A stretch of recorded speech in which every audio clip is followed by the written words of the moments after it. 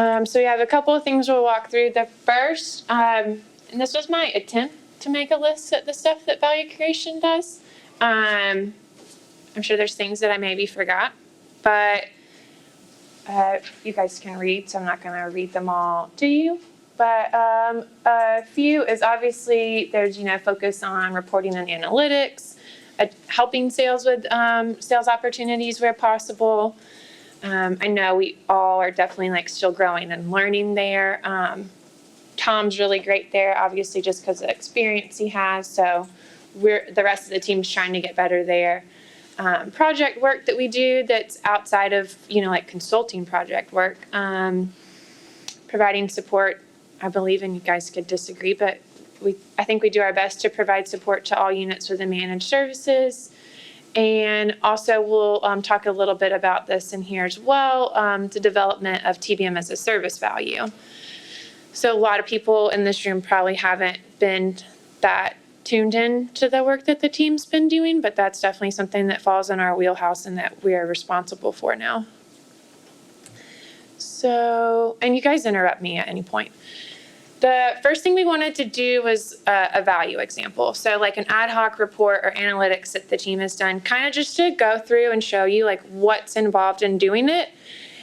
So this just gives a couple of the most recent projects that the team has either completed or maybe is still working, and to give you an idea of the time commitment it takes for these projects. So Jamie's been cranking out Equinix unidentified site reviews, and as it stands right now, we're looking somewhere between the 20-30 hour mark that just he's put into it. Legacy Inventive site review is something I did last year into this year, guesstimate 30. And if you're on BMC, you're familiar with the War Room project, which was site optimization. Between Tom and Jamie together, right under 70 hours for the two of them for that project.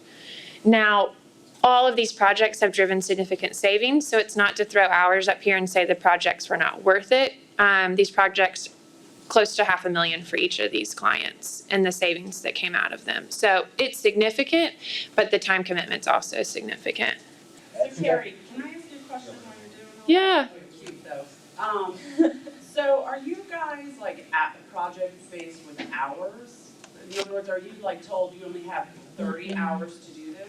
Only if there's a statement of work. So if it's a paid engagement, then a statement of work will come along with it. So I believe, and again, you couldn't be on, but Tom's, the market telephony project, that's a separate SOW, paid engagement, whether it's dollars or platinum hours. And that does have hours that have to track to. For these type of things, we have no SOW, so. So if you keep going and it takes you all year to do this, you'll just do it. Exactly, which just gets tricky, right? Because these are things we're supposed to do, but then we have margin conversations, right? So that's where ours will more come in when we start having those conversations, as a whole team across MS, of course, it'll be oh, well, if ours are high, it's going to be well, they were doing one of these projects. Yeah. But yeah, it's hard it does kind of also make it harder for us scope-wise because then we kind of just do whatever. Especially if you don't find anything. Right.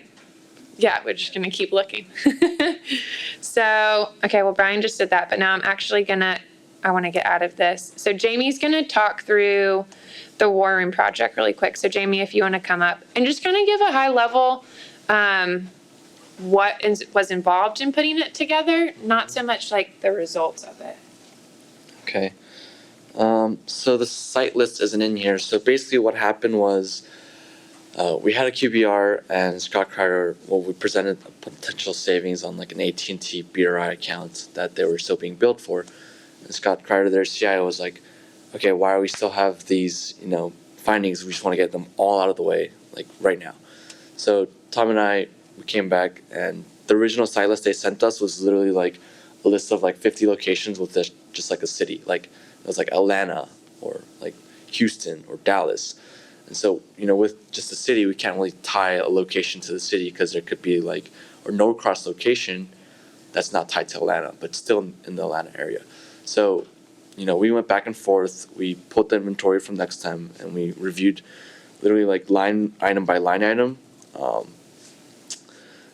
Are these services at these locations valid or not? So, we first did the initial pass of like, here are the cities that we think match, here are the cities that don't match. And so, just scrubbing through that first round, second round, third round of just discussions constantly back and forth. They're like, okay, no, we want to keep these circuits. This is this location. We're like, okay, that's valid. We're gonna get rid of these locations because we moved out of those offices last year. So we go and find out if the circuit's still billing, like if it's a valid service, and things like that. So there's just a lot of back and forth because BMC especially, they went through a recent sourcing negotiation where we kind of migrated the whole MPLS network onto 2 vendors. And then with that migration, they also added in a new account where they were doing a rapid fire delivery circuit. So it was just a lot of moving pieces that we had to kind of make sure things were trickling down correctly. Because if they added new circuits on this new account, then we need to make sure that the old circuits were disconnected. Sometimes they weren't. And so with this inventory analysis, we saw that, hey, you guys still have these old circuits. You want to disconnect these? They're like, yes and no. So it was just a lot of back and forth and a lot of kind of scrubbing the inventory and seeing, are these like good or bad. That's good. Okay. Yeah, cool. Okay. Question. Yeah. Do you guys ever reach out to a third party to do physical inventory? A survey? So we actually, as part of something we're doing for Caliber, like met with Tom and Renee to figure out, they're trying to figure out what's there. So the client has to do it, but we will sometimes like recommend like a tag and locate or something like that for them to do with the carrier. But that's not too often. You should, There's for Roper, St. Francis too. Okay. Reach out to Quest and Granite, and Granite will do it on a time and materials basis, but that's as far as we've gotten. okay. But they'll do it on their own services, or they'll do it just in general? I think they will do it just in general, as a service. Because this next slide is the overview. Yeah, if you want to talk about this at all, you can. And I have just a kind of question. Sure. When you did the line by line analysis, how reliable did you find the inventory to be? Like how trustworthy? So it was good. It was pretty good inventory, but if we have flights in order, so we pulled the inventory back in March or April, I forget the time frame, but if we had orders, placed in, let's say, January and February, then those kind of take some time to go through the system. So like when we're going through these inventory checks, it's also another check to see if, okay, were orders placed for disconnects on these circuits already? And if they were, then okay, we don't have to double disconnect them. So it was kind of like a good inventory that we just had to kind of keep checking through with order management. And then if BMC also placed orders outside of the system, which they always do, that was also the major headache. Like, oh, the circuit's not billing anymore. Well, okay, sorry, we forgot to tell you we disconnected this like a month ago. So it's just kind of like a lot of moving pieces with that. So I think the inventory itself is pretty good though. It's just the time frame can sometimes be a struggle and challenge. Is BMC is in Next 10? Yeah, they're Yeah. next time. Mm-hmm. And so the inventory was good even though it's not a comprehensive inventory because it's only billing inventory? Or do you see any gaps with regards to that? Or do you see one being better than the other? Like versus Acon. Mm-hmm. I think they might both depend on have their client, too. yeah. I think they both have their perks. Like Saycon is nice for current inventory. I think they have better current inventory, and next time, like I can see inventory throughout time easier because I can just pull multiple invoice dates. I don't know if that really answers your question. But like if you wanted to do and it's the poster child that's just like a hot mess. If you wanted to do this for iHeart, pretty close to impossible to do out of Next Yeah, Time. BMC is a lot smaller than iHeart. Yeah. But Michael Kors has been successful out of Nextim. Brinks has been pretty successful out of Nextim. BMC. The volume of iHeart? I think it's the volume, but it's also the media. Jennifer can correct me too, probably the media in which the inventory comes through, how the inventory team, if they had to build it, I think it's just a mix, right? Right, Yeah. Saquon's real time. Mm-hmm.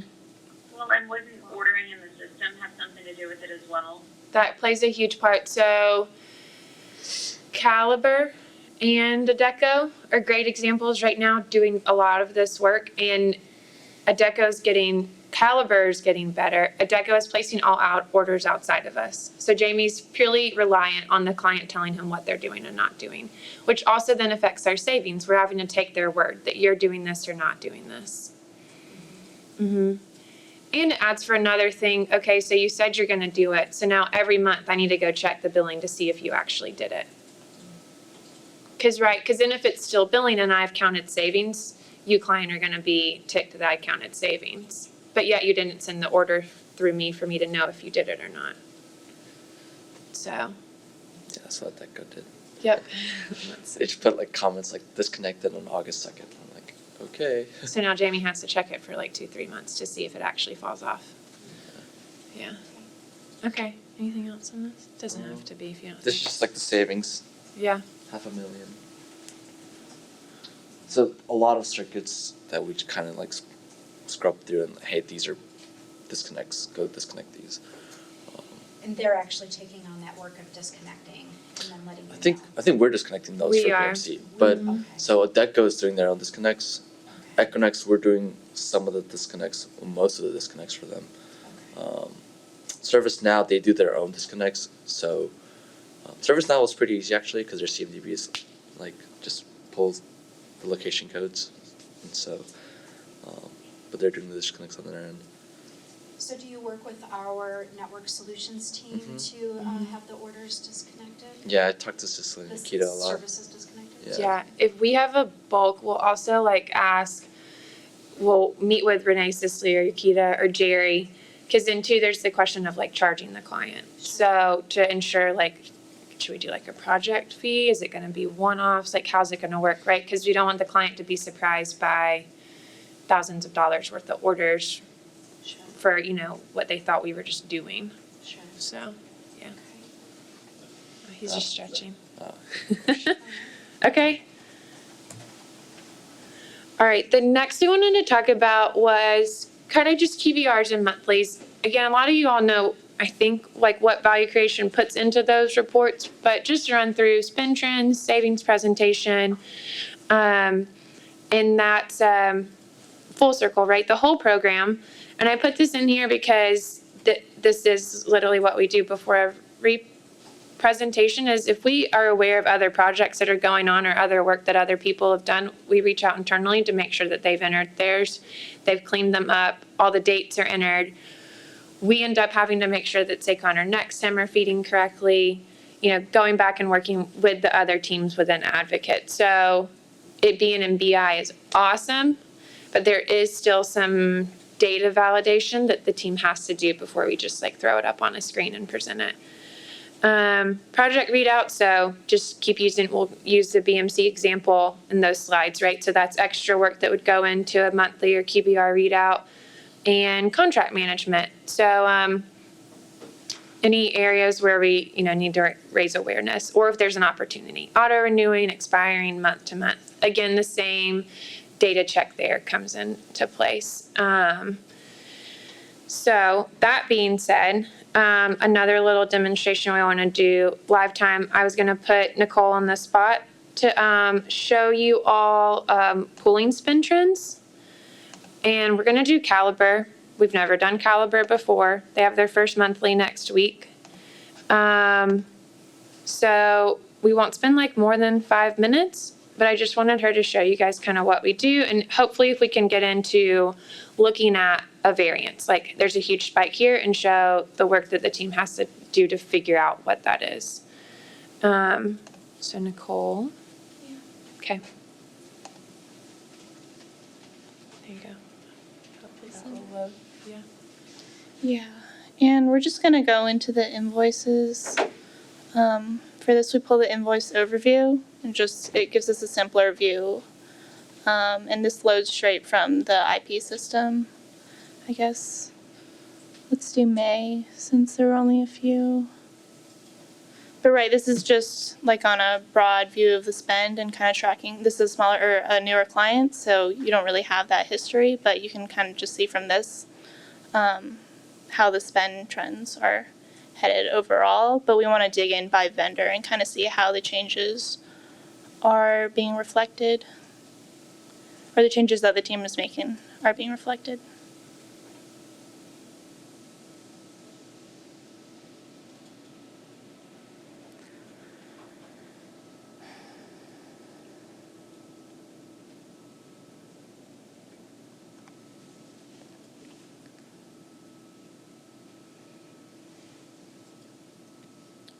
And obviously there are a few different reports in SACON that we can pull that give you the visibility into the invoice.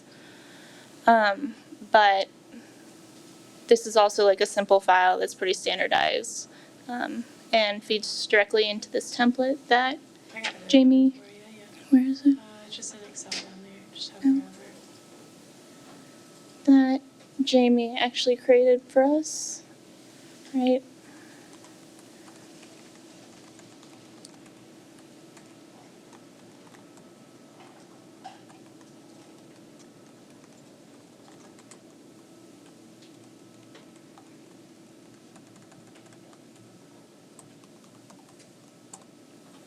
So super easy, you can just paste it in straight from the report. And these fields over here,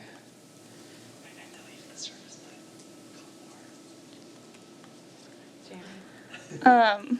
right, so these columns over here are all standardized so that it can feed straight into the template, theoretically. You just have to change the date. Okay.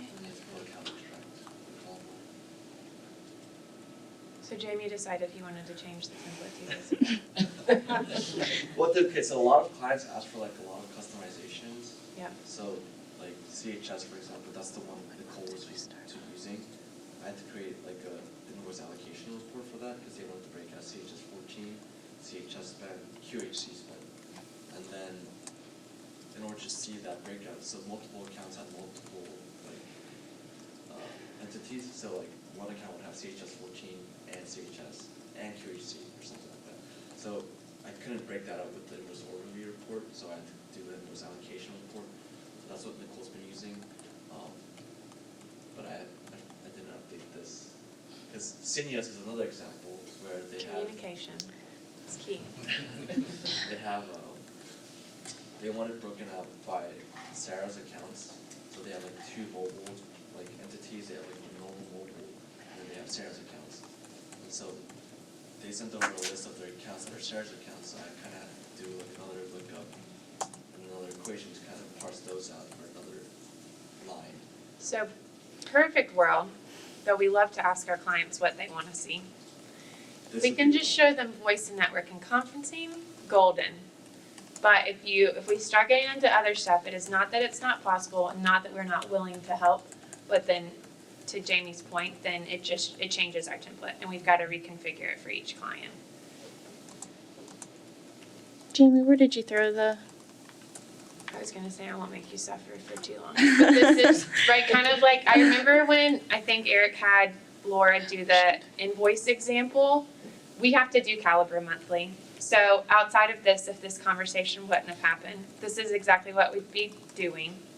And then we'd be yelling at Jamie over in our corner, "What's going on?" And thank goodness all the team is very savvy, so they can sit here and figure this out pretty Just quickly. do those two. Go to the template and show. But if you ask me and Tom to do All this, right. we're gonna ask one of them to do it, so.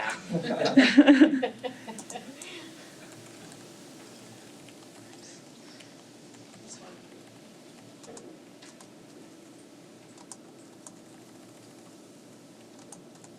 All right, sorry y'all. Give me You're a okay. second. So we're gonna do vendor instead of service type because that's easier to filter on quickly. And that being said, for some clients we do vendor instead of Yeah. service type, right? It just So Brinks wants to see AT&T, Verizon, Granite, and then other. Or if you want to see something by a region, or Equinix wants to see it by BU. So some of the sanity checks the team has to do too, right, is perfect world, you just dump it in and all this populates. But if we're getting NAs anywhere, right, we have to check. So we've got to update then our lookup table. You know, just a decent amount of back and forth to make sure everything's working. This is done on a monthly basis for monthly reporting. Yeah, which is supposed to only be for strategic accounts.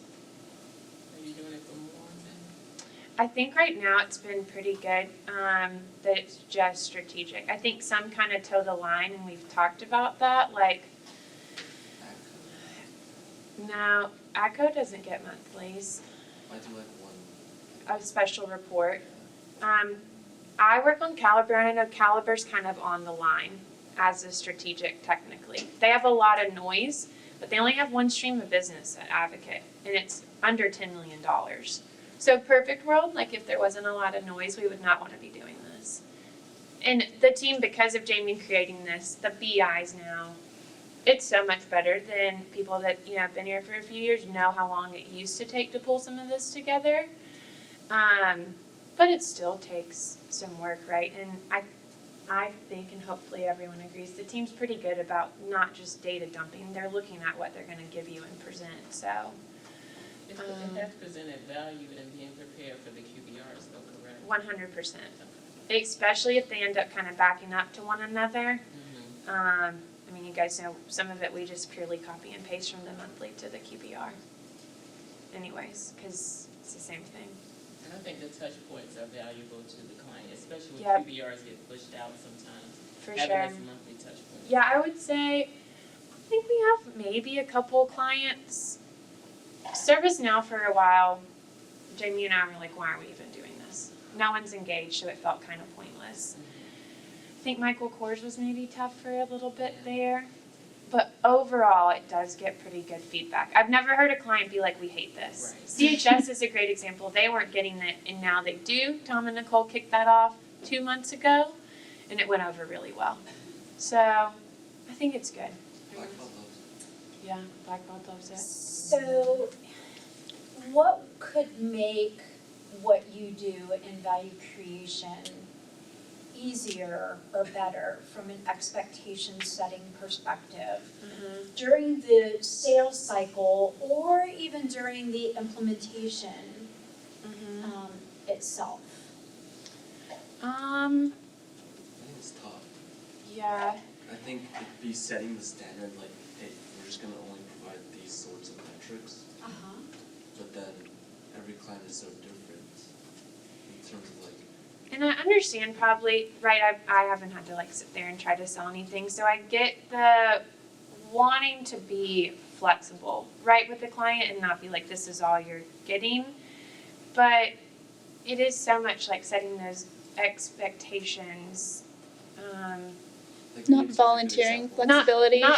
not volunteering our flexibility.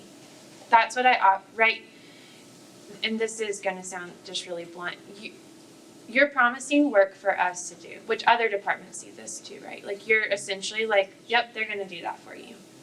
And at the end of the day, if you do that, it's gonna come back and bite you on those gross margin reviews, which we've seen a couple of Yeah, times. Right, so I mean, it's just, So historically, it was supposed to be a conversation of, here's the standard, this is what you get. You want anything outside of that, then you're paying for Jamie's time, or you're paying for Nicole's time. and so what we do is everyone's been really good, especially with all these new clients, about showing like this is what a QBR looks like or this is what a monthly looks like with the templates.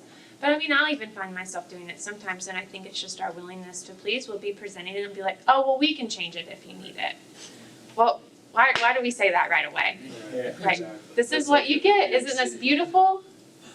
And then we should just move on. But no, I mean, it is hard, I get it. Like, if someone needs to see something by region, because that's more beneficial to them, then it's their data. Like, we owe it to them to show it to them by region.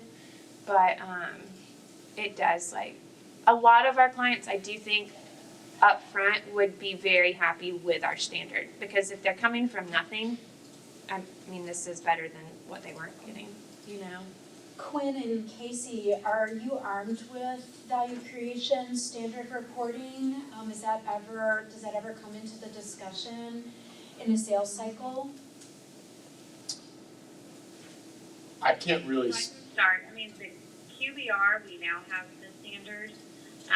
The monthly is something where I haven't necessarily seen the standard, so maybe I just don't know where it is, but,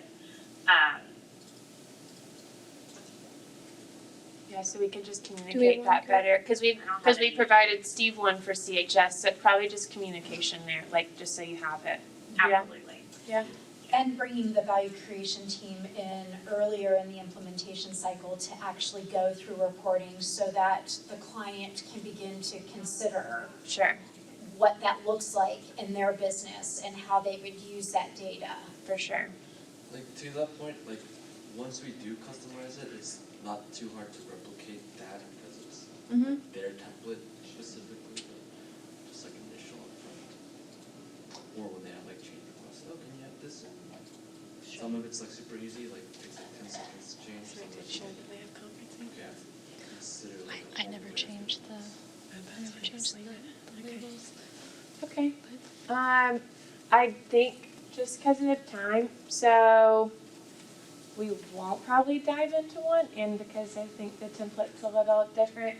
But this is speaking the obvious, because right, so the team copy and paste this into the PowerPoint, and then we dive in, and that's where you see the notes in the monthly. So if there was to be like, I don't know, a jump from 50 to 45 on that top one, Nicole would have to start going in and figuring out what it was.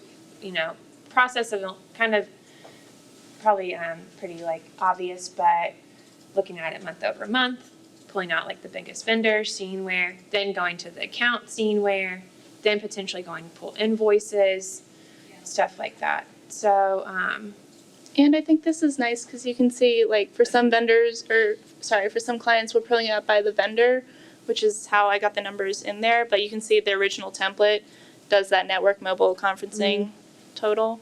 oh, I see what you had to do. Yeah. But Do you want to show the seamless one? That's pretty cool.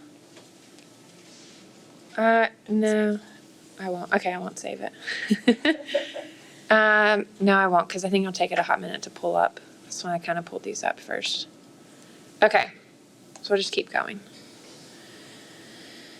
So next is just, we showed spend trends, savings, and I kind of already talked about, so these are just like examples. But I was gonna go to the BI and we could look at a specific client if we all really wanted to. But actually, I can even show you right here. So I know this bottom picture is small, but this is just a great example. And I pulled these, okay, this is Brinks. So I'm pulling savings. I talked about like the validation of the data, both savings and contracts. So this just gives you example. This like looks pretty and it looks like everything works. But if you like just take even 5, and if you're used to it, I guess, to look at it. So my date files aren't populated and everything's 0, right? So what we're working really closely with Pam's team, with Jeremy and Anthony, pulling in Angela where needed.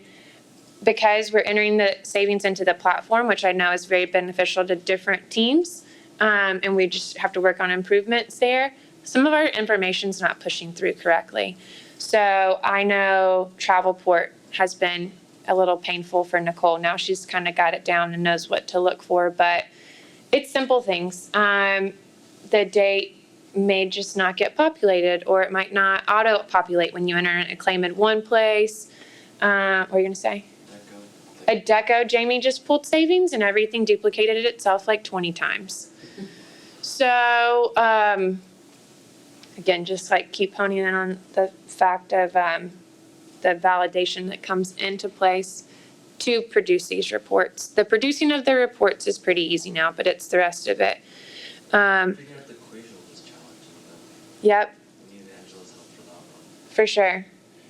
For forecasting and pending savings. Oh, yeah. So this was just an enhancement. This is what Jamie's talking about. So these are all your closed savings at the bottom. And it's hard to tell the two different lines, but one is just the general total. So everything, monthly type savings, so run rate savings and credits. Tom was like, well, we should show the client where they're going to be if all of their claims that are pending close. So that's the top line that was added in. And depending on the client, I mean, I know some of my clients, I just am like, yep, here's your pretty picture, and we move on.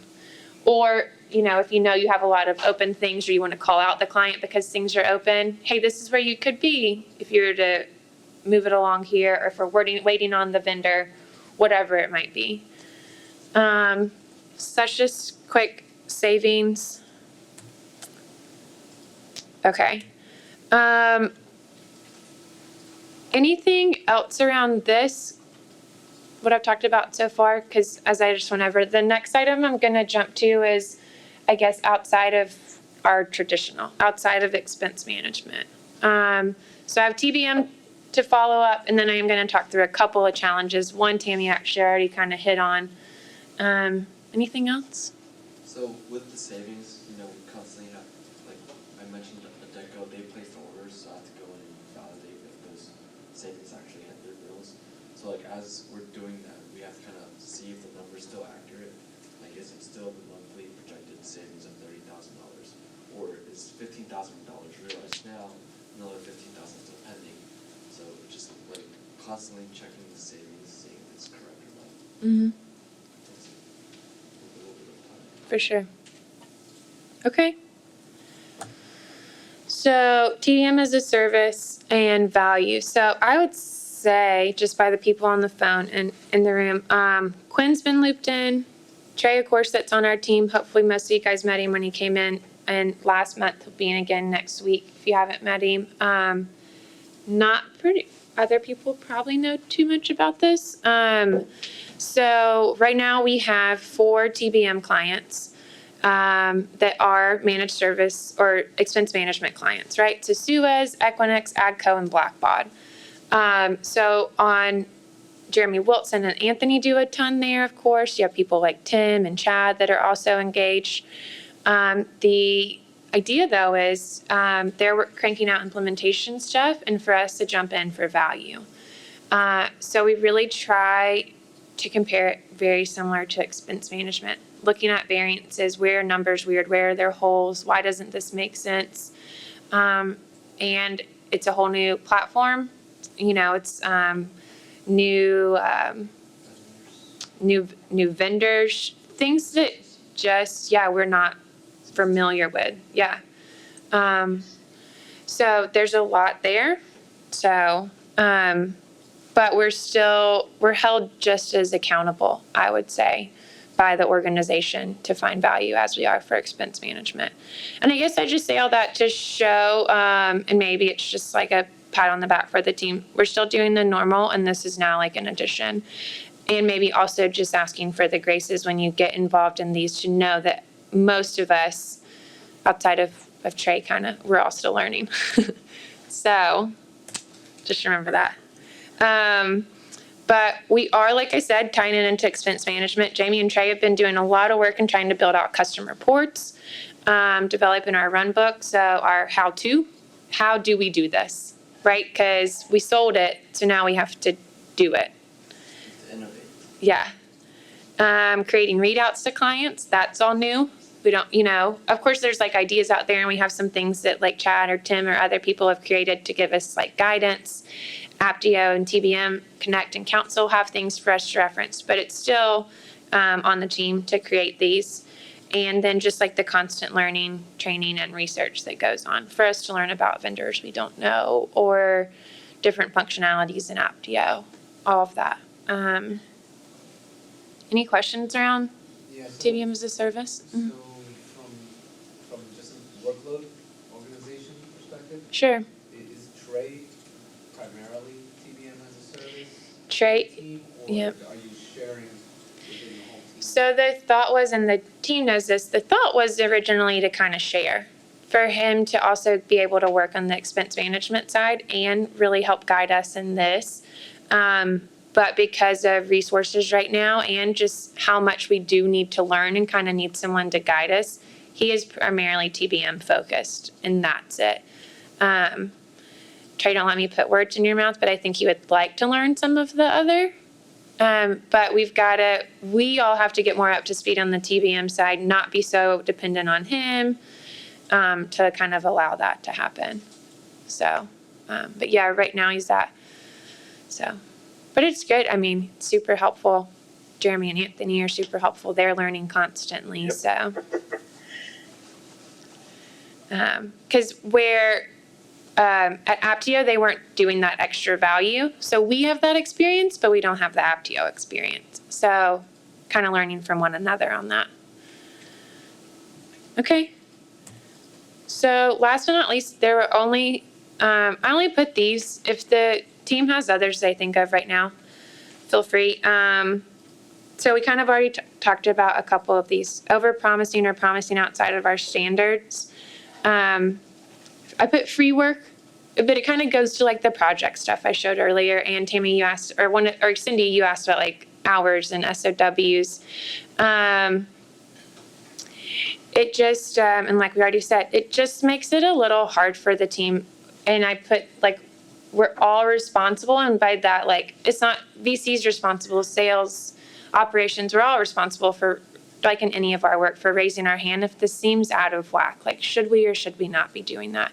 And we're definitely still learning there when we should raise our hand or not. And then the last thing I put, and this has been big, and I think it is so much because we've had so many new clients, but including VC early and often, including us on EKOs and IKOs, and especially making sure we're aware of any financial conversations that happen.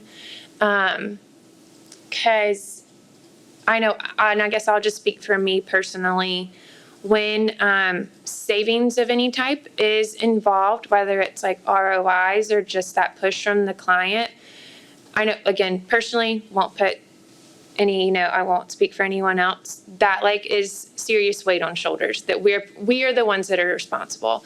At the same time, audit's definitely like cranking out work, right? That shows savings, and other teams are coming across stuff. So, but it feels that way. So to know ahead of time, like, hey, this was promised, or this is what the client's kind of looking for, it just helps us set our expectations too, and us prioritize about where we should be focused. Again, same with VC and audit. Should we do that audit soon because they have a guarantee? Should we do this one now because we get performance fee? Should we do this one because this client's pretty ticked right now? Like, what do we need to do? So anything else y'all would add? I feel like these are like simple, but I feel like it's kind of all encompassing of the things that we see. So, when we onboarded a new client, Mm-hmm. ideally we would like to have team members assigned, right? Yeah. How do you assign a team member to a client? So Perfect World, we would assign like right up front. Okay. And I think that we've been pretty good, but I will be honest, I know when it transitioned from me to Talon and then Connor leaving, like knew that was coming, that kind of made it hard. And then when, like if any new ones were to come on right now, just resource wise, I would be like strained to figure out who it would be. But what I would tell you though is because of that, I would say like just do me. Like Suez, I just took it at first, right? It was like this couldn't really go to anyone else, and then it went to Nicole. But Perfect World, there's going to be two of us, me and a Tom, or maybe even three. Me if it's a kickoff, but then like maybe it's Tom and Jamie are partnering up on this account. Could be one that Jamie's going to own by himself, right? Because he's working into that career path. But definitely, if you reach out, I'm going to make sure that someone's there to represent VC. If we don't know about it, then I can't promise that anyone's going to be there. And then when you need something, we're going to be scrambling, right? So, what else? I have a question. Do you keep a calendar of when the monthlies are so we can, an audit, say, oh, they have a monthly coming up next week. Maybe I should start, following up on my claims. Sure. Savings are good. We don't, but this is coming up, I would say a couple times over the past few weeks, just with like Adecco just was a conversation, Caliber, a few others probably. So the team, generally speaking, we just aim towards the end of the month and work it into one of the recurring calls. But I do, and maybe that could be why you're asking the question, Jenny, or just other people, we've got to figure out, I don't know if we send out, and we talked about this in CSMS this week, value creation might need to just start sending out a meeting invite. You could overlay the one that's already there from ops. So, right, like, you know that your ops meeting is every Wednesday at 11. VC is going to send one out that recurs every month, the last Wednesday of the month. I think that's what we probably need to start doing. We've gotten comfortable. We know when it is, and especially with some of our older clients and working with ops, you're like, hey, I'm just going to do it this time, and it works out. But to your point, Jenny, to also like clients that maybe want different people on the call, I think we do need like some separate type of invite to raise the flag. And for sales, actually, that was the other thing, sales asking like, hey, we probably can't attend all of the calls, but we would like to be on that one. So, Something Ben used to do, he would put a second placeholder. Yeah. Monthly, so I was aware. exactly. So I think that's it is something that VC needs to do and just get those out there, right? That's not hard, just an extra meeting invite. It's not hard, Jamie. That we just need to send, but it helps everyone like set their expectations. And it holds us accountable, because I know all of us, if something's right at the end and I can't quite crank it out, I might push it to that next week. Oh, that's like the second of the month. That still work, but really it should have probably been done the week before. We've all done it. So yeah. Okay. All of VC does it. I know that we do. Okay, we'll get that out. That needs to happen. Anything else? Are there Yeah. any misconceptions that you feel that people have about value creation that you would want to address? Or anything else I don't know if this is a misconception, but this is a conversation I had with someone recently. Well, I have two things. One actually, I don't know if misconception is the right word, but the team's done, Jamie and Nicole now have done essentially like 2 RFPs-ish type work. So pulling information, and then it's going through the Insider Marketplace. So it's going through Avant and getting new pricing, and then needing to compare it. That's kind of out of our wheelhouse, meaning this team isn't used to doing that. Consulting does it every day. So just recognizing that, and then what I was going to say that tied into this, and this probably goes for every team, but we all have different strengths, like 100%. We all have very different levels of experience. So I feel like that's a big thing to keep in mind with like our team. Like, that's not to say that, then I guess, of course, since we have strengths in some areas, some of us have weaknesses in others. But I would say the team is very willing to improve those weaknesses. So mine always, I tell the team, they'll start going off about something like on the network side or inventory. And I'm like, listen, I don't know what you're talking about. I don't follow.